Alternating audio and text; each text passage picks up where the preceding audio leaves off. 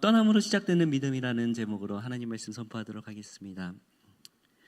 요즘 뉴스만 봐도 세상은 지금 안정되어 가기보다는 점점 예측하기 어려워지는 시대입니다. 현 시대를 한 교수는 이렇게 말했죠. 우아한 위선의 시대는 가고 정직한 야만의 시대가 도래했다라고 말합니다.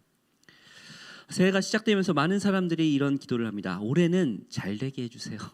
안정되게 해주세요. 문제없이 흘러가게 해주세요라고 그렇게 대부분 기도를 하죠. 그런데 성경은 하나님의 새해에 맞은 이 사람들의 기도와는 좀 다르게 안전의 곳에 머물라기보다는 안전해 보이는 곳에서 즉시 떠나라라고 말씀하고 계십니다. 오늘 우리가 함께 읽은 창세기 12장은 성경 전체에서 구속사적으로 매우 전환의 틀을 가지고 있습니다. 새해에 어떤 말씀을 전할까 하다가 그래도 새 시작에 대하여서 다시 함께 묵상하려고 합니다.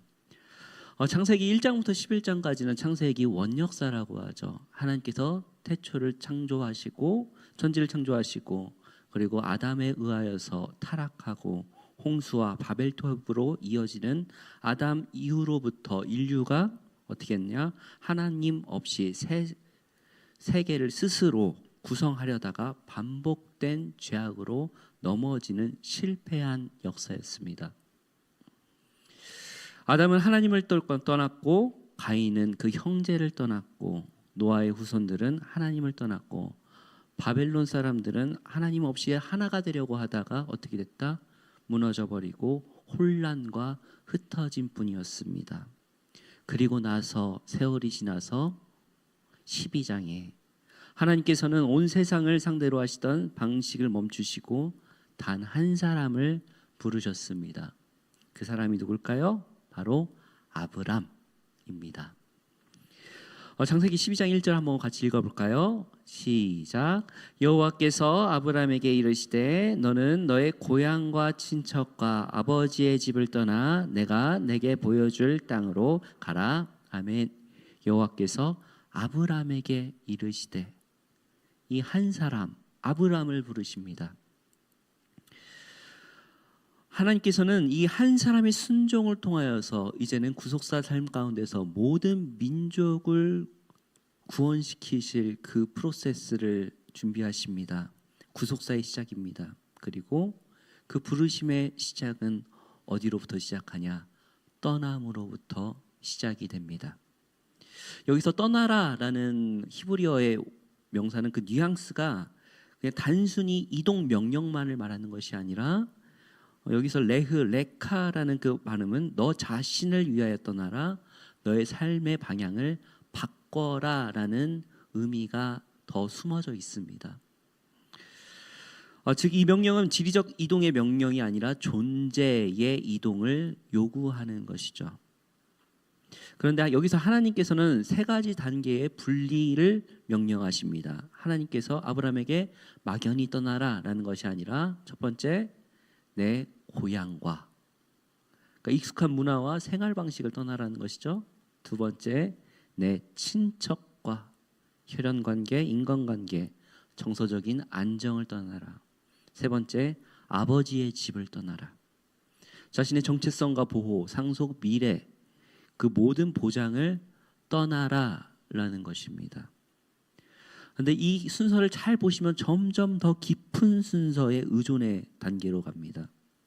안정적인 것에 대해서 떠나라라고 하시는 것이죠. 하나님은 겉에 있는 환경만 바꾸라고 하지 않으시고 내가 가장 깊이 기대고 있는 것들 그리고 나의 삶의 태도까지 토대까지 내놓으라고 하십니다. 그러니까 내가 가장 의지하는 것, 내가 믿는 것, 내가 자신 있어 하는 것 그 모든 것들을 내려놓으라라고 말씀하시는 것입니다. 우리는 이렇게 질문할 수 있죠. 하나님, 우리 삶 가운데 우리 신앙생활 상황에서 하나님 정말 이것까지 내려놔야 됩니까? 그런 질문 하셨을 겁니다. 이것까지 제가 포기해야 됩니까? 라는 그 주권의 전쟁이 우리 삶 가운데 있습니다. 그런데 이 질문이 매우 중요합니다. 하나님께서는 왜 이렇게 가혹한 명령을 하시는가? 왜 그럴까요? 하나님께서는요 하나님 자신이 고향이 되시기 위하여, 아브라함의 고향이 되기 위하여 그렇습니다. 더 이상 장소의 안전이 아니라, 혈연이 미래가 아니라, 아버지의 집이 정체성이 아니라 하나님의 그 자신의 그 보호, 방향, 소속이 되기 위하여서 그를 어떻게 한다? 부르시고 떠나라 라고 말씀하셨죠. 믿음은 하나님의 삶의 요소로 추가되는 것이 아니라 삶의 중심을 하나님께로 재배치하는 사건입니다. 그래서 여기서 우리가 생각해 봐야 될 문제가 있는데, 아브라함의 떠남은 어디서부터 시작되었는가라는 것입니다. 그냥 장소로부터 떠나는 게 아닙니다. 바로 영적인 문제로부터 시작이 되는데요. 그가 갈대와 우르를 떠났다라고 하는 질문에 있어서 우리는 유대 전승이나 다른 부분을 좀 더 깊게 봐야 되고, 고대사 문명적인 부분을 잘 더 봐야 됩니다. 먼저 사도행전과 여호수아의 그 설교에서 그 단서가 나오는데요. 스데반의 설교, 갈대와 우르를 어떻게 떠났는지 사도행전 7장, 스데반은 아브라함의 이야기를 이렇게 말합니다. 우리 사도행전 7장 한번 띄워주세요. 네, 같이 천천히 읽겠습니다. 시작. 스데반이 이르되 여러분 부형들이여 들으소서. 우리 조상 아브라함이 하란에 있기 전 메소포타미아에 있을 때에 영광의 하나님이 그에게 보여 이르시되 내 고향과 친척을 떠나 내가 내게 보일 땅으로 가라 하시니, 아브라함이 갈대아 사람의 땅을 떠나 하란에 거하다가 그의 아버지가 죽음에 하나님이 그를 거기서 너희 지금 사는 이 땅으로 옮기셨느니라. 아멘. 중요한 사실은, 먼저 하나님께서는 아브라함에게 어디서 먼저 임하셨냐라면은 갈대아 우르에서 먼저 임하셨습니다. 하란이 먼저가 아닙니다. 즉 아브라함의 떠남은 경제적인 이유도 이주적인 계획도 아니라, 그 아브람, 그때 당시만 해도 아브람이 그 데라의 아들이었을 텐데, 이것을 보시면 11장 끝을 보시면 알아요. 데라의 자손들에 대해서 그렇게 나오는데, 무언가 아들에게 강력한 영적인 문제가 있어서 떠났다라는 것입니다. 성경에는 안 나오는 이야기지만 유대 전승에 의하면은 아브람이, 그때는 고대 시대입니다. 고대 시대는 어떻게 되냐?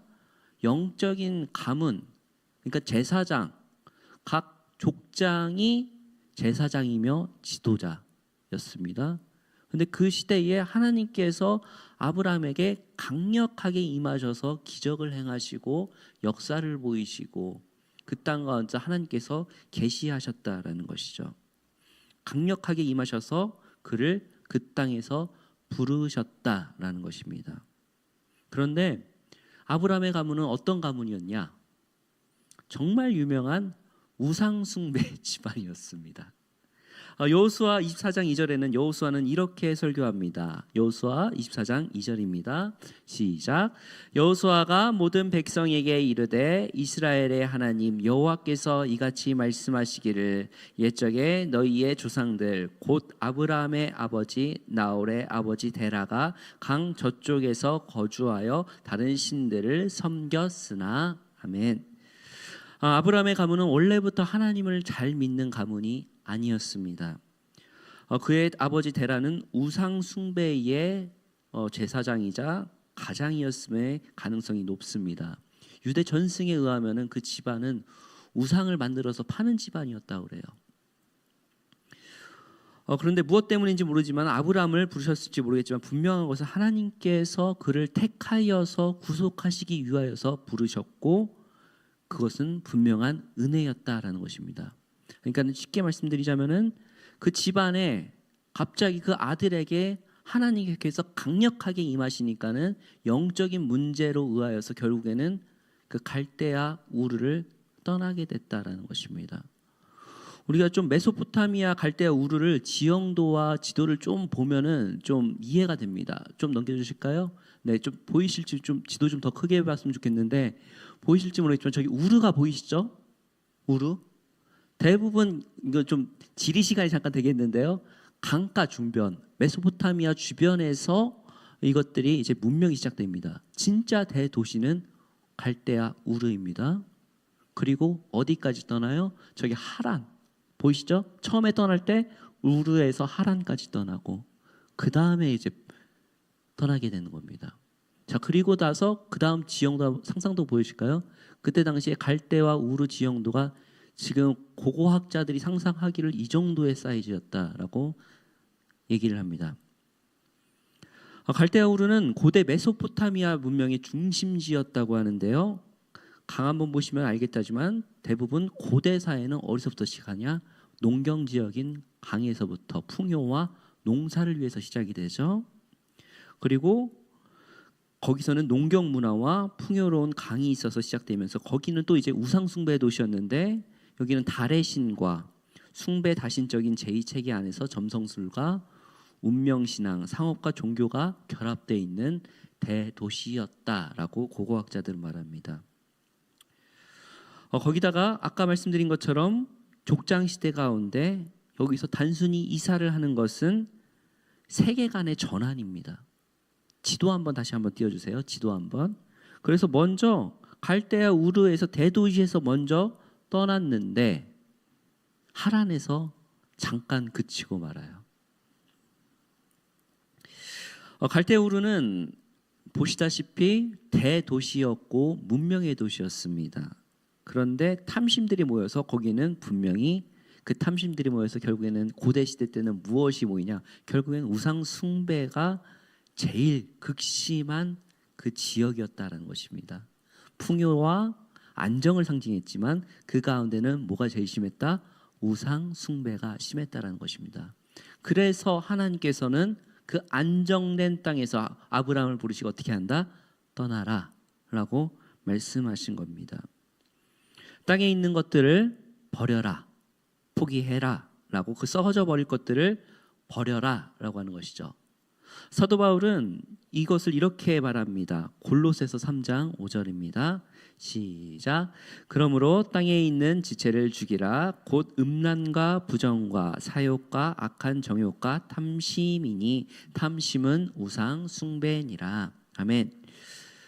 지금 세상과 똑같지 않습니까? 지금 그렇다고 해서 여러분들에게 지금 당장 이 대도시 서울을 떠나라는 말은 아닙니다. 무엇을 떠나라는 것이에요? 무엇을 죽이라는 것이에요?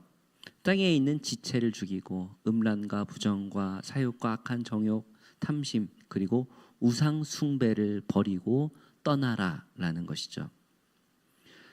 성경을 깊게 보시면은 또 데라가 같이 나왔는데 왜 하란에서 멈추냐?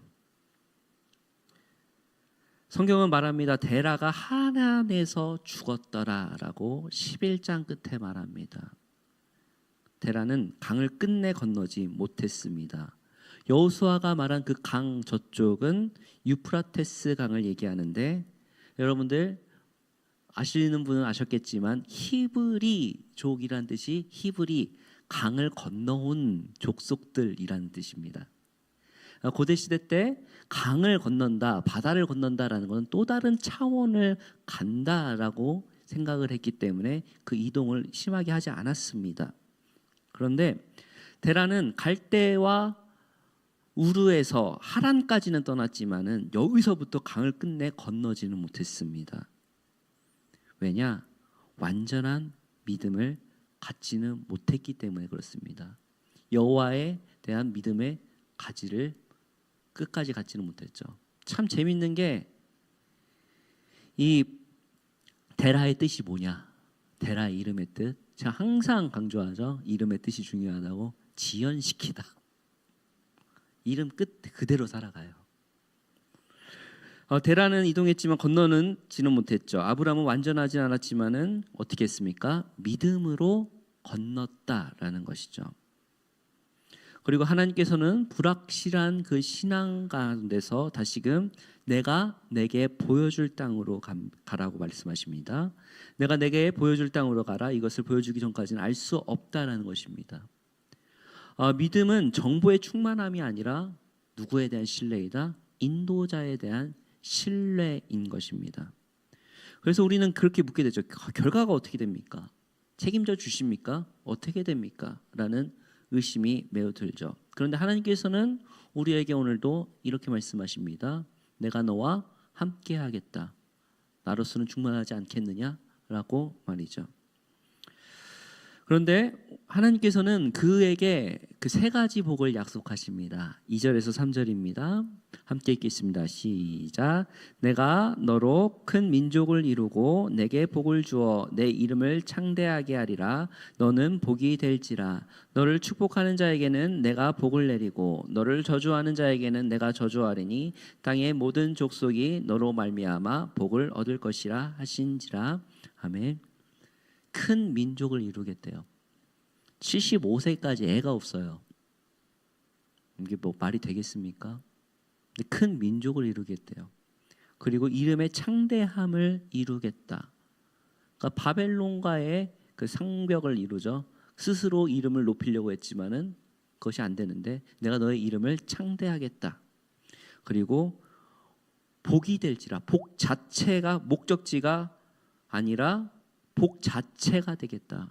너를 축복하는 자에게는 내가 축복하겠고 너를 저주하는 자에게는 내가 저주하리니 천하 만민이 너를 통하여서 복을 얻을 것이라 라고 말씀하시죠. 그렇게 돼서 믿음의 사람은 땅을 움켜쥐는 것이 아니라 어떻게 한다? 하늘의 약속을 붙들 때 결과적으로 얻어지는 것이 하늘의 복이라는 것이죠. 아브라함은 미약한 시작을 했지만은 멈추지는 않았습니다. 그래서 결국에는 그가 어떻게 됐습니까? 4절입니다. 시작. 이에 아브라함이 여호와의 말씀을 따라갔고 롯도 그와 함께 갔으며 아브라함이 하란을 떠날 때에 75세였더라. 아멘. 아브라함의 믿음은 완벽하지는 않았습니다. 그는 매우 이제 신앙의 눈이 이제 막 뜬 아기와 같이 시작을 했습니다. 그 이후에 어떻게 돼요? 흉년 가나안 땅까지 갔어요. 가나안 땅까지 갔어요. 그런데 흉년이 들자 바로 어디로 내려가요? 애굽 땅으로 내려갑니다. 풍요로운 땅 애굽 땅으로 갑니다. 그럼 상관없는데 아내를 속이죠. 아내를 팔죠. 자기를 살기 위해서. 두려움에 흔들리고 넘어질 때가 한두 번이 아닙니다. 이것도 한 번이 아니에요. 두 번이나 이래요.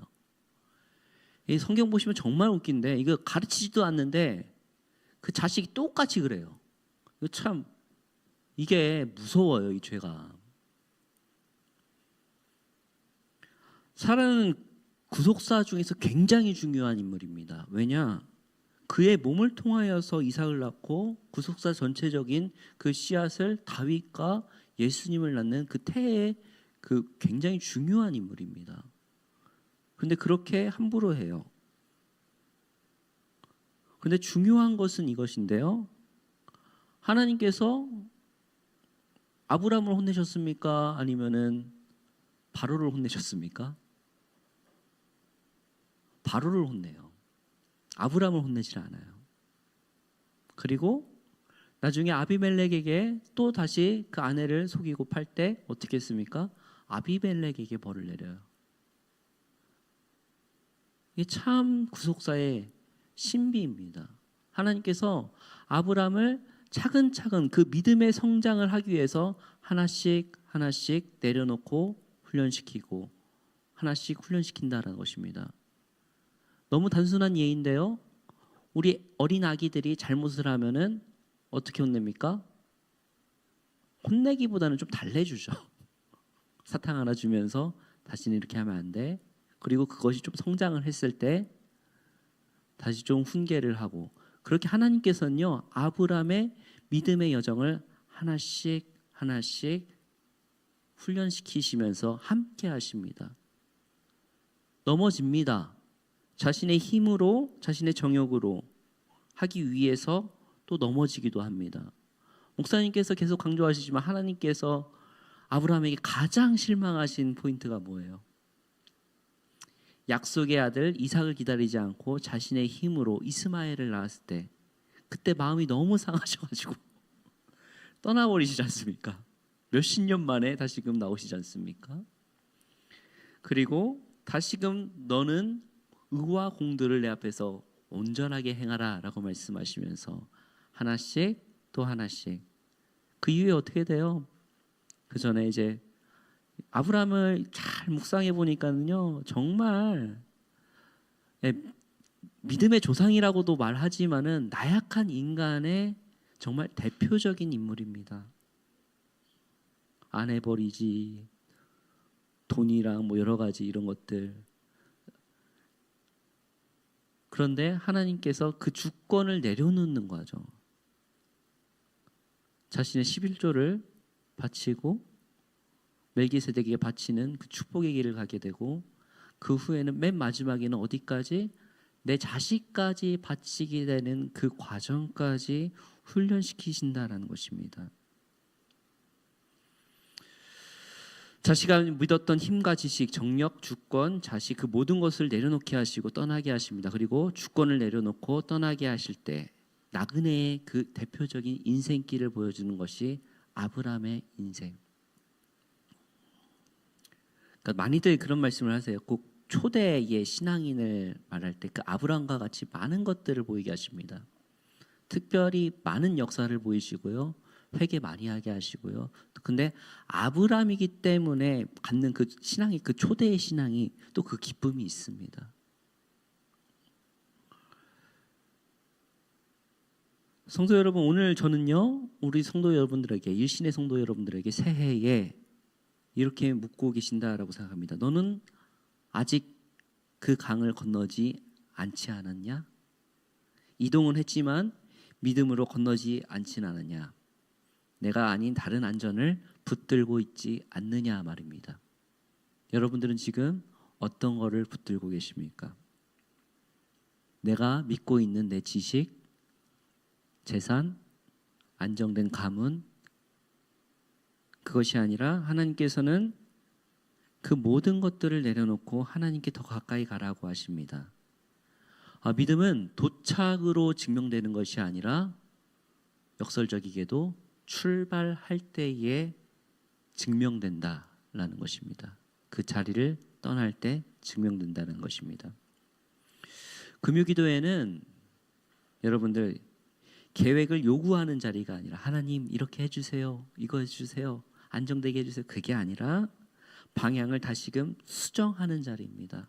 방향성을 다시금 재점검하는 자리죠. 나의 삶의 태도를 다시금 다잡는 시간입니다.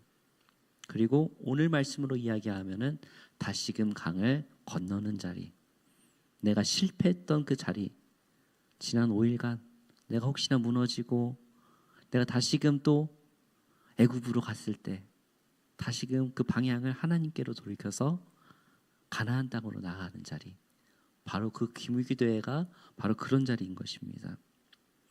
오늘 추운 날씨 속에서도 이렇게 오신 거 보면요, 정말 감사합니다. 우리 일신교회가 희망이 있는 거예요. 이것 때문에 희망이 있는 거예요.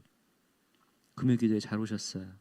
기도할 수 있기 때문에 우리의 삶의 방향성을, 내가 혹여나 아직은 하란 땅에 갈지라도, 내가 혹여나 내가 삶 가운데 있어서 삶에 보이는 흉작으로 인하여서 내가 다시 애굽 땅으로 갔을지라도 다시금 어떻게 합니까? 기도로서 나의 방향성을 하나님께로 돌리고 다시금 걸어갈 수 있기 때문에 이 금요기도회가 믿음의 길이요 행복인 줄을 믿습니다. 그런 말 있죠. 결국에는 남는 거는 태도와 인격만 남는다 라는 표현이 있어요.